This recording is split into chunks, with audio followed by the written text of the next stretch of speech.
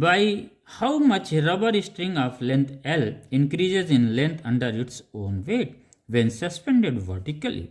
Density of rubber is rho, Young modulus given, gravitational accelerations given. Suppose this is the length of L of the rod. Okay, now we have to see there is no external force acting.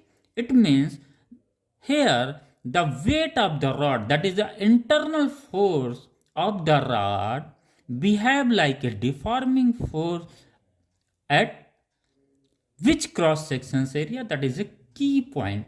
Okay, since as we know the center of gravity or the center of mass both exist at the same point once they are in a uniform acceleration. Since the gravitational acceleration is uniform, it means the center of gravity and the center of mass exist at the same point. The center of gravity is nothing but it is the point at which we assume that all the entire weight of the body concentrated on it.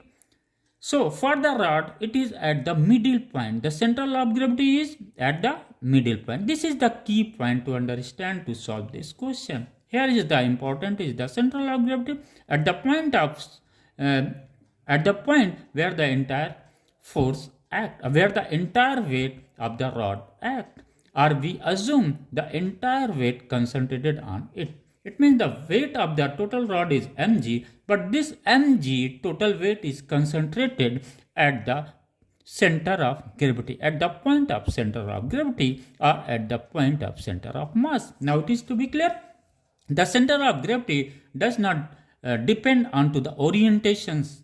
If the rod is here, again at the middle point. If the rod is in this form, again the center of gravity, the mass will shown over here, always will in the middle point. Okay, now stress is mg upon a, since at this cross sections area the force exerted mg, hence for the restoring force developed where at the length of L by 2. It means strain is dl, change in length dl, of which length? Original length L by 2. Okay, this is the 2L 2dl upon L.